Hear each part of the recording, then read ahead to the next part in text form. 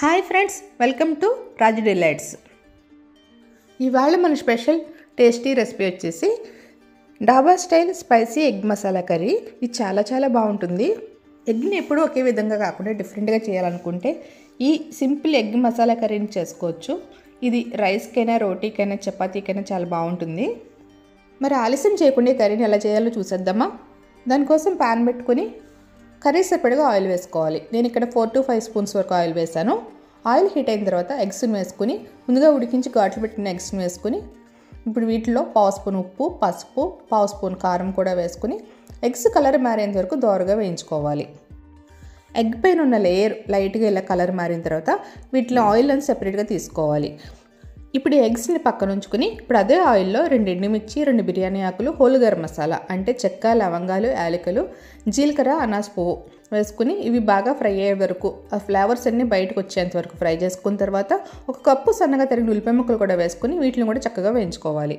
ఉల్లిపాయలు సాఫ్ట్గా ఫ్రై అవ్వడం కోసం మూత పెట్టుకుని ఒక 5 నిమిషాల వరకు మగ్గించుకున్న తర్వాత ఇప్పుడు ఇలా ఫ్రై అయిన ఉల్లిపాయల్లో మనం ఫ్రెష్గా దంచుకున్న 1 స్పూన్ అల్లం వెల్లుల్లి పేస్ట్ని కూడా వేసుకుని అల్లం వెల్లుల్లి పేస్ట్ కూడా పచ్చి వాసన పోయేంత వరకు బాగా వేయించుకోవాలి. 2 మీడియం సైజు టమాటాలను తీసుకుని సన్నగా తరుక్కుని ఇప్పుడు ఆ ముక్కలను కూడా వేసుకుని టమాటాలు మెత్తబడేంత వరకు మూత పెట్టుకుని మగ్గించుకోవాలి.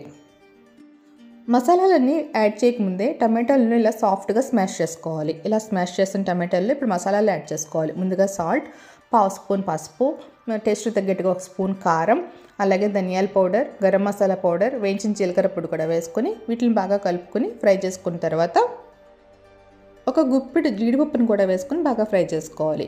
ఇది పూర్తిగా ఆప్షనల్ అండి, మీకు ఇష్టమైతే వేసుకోవచ్చు, వేయకపోయినా కూడా కర్రీ చాలా బాగుంటుంది. ఇలా మసాలాలు, జీడిపప్పు అంతా బాగా ఫ్రై అయ్యేటట్టు మూత పెట్టుకుని ఫ్రై చేసుకున్న తర్వాత ఇప్పుడు మూత తీసి బాగా చిలికిన పెరుగును 1 అరకప్పు వరకు వేసుకుని దీంతోపాటు 1 స్పూను కస్తూరి మేతి కూడా వేసుకొని వీటిని బాగా కలుపుకొని మూత పెట్టి పెరుగులోంచి ఆయిల్ మొత్తం సెపరేట్ అయ్యేంత వరకు బాగా ఫ్రై చేసుకోవాలి. పెరుగు బాగా కలపాలి, లేదంటే పెరుగు మొత్తం తరకలుగా ఉండిపోతుంది. ఇలా బాగా కలిపిన తర్వాత మూత పెట్టుకోవాలి. నాకు ఇలా ఆయిల్ సెపరేట్ అవ్వడానికి ఒక 5 నిమిషాల వరకు టైం పట్టింది. ఇలా మొత్తం ఆయిల్ సెపరేట్ అయిపోయిన తర్వాత 1 కప్పు వరకు వాటర్ వేసుకొని ఇప్పుడు ముందుగా వేయించుకుని ఎగ్స్ని కూడా వేసుకొని మనం మీడియం ఫ్లేమ్లో ఉంచుకుని కర్రీని దగ్గర పడేంత వరకు కుక్ చేసుకోవాలి.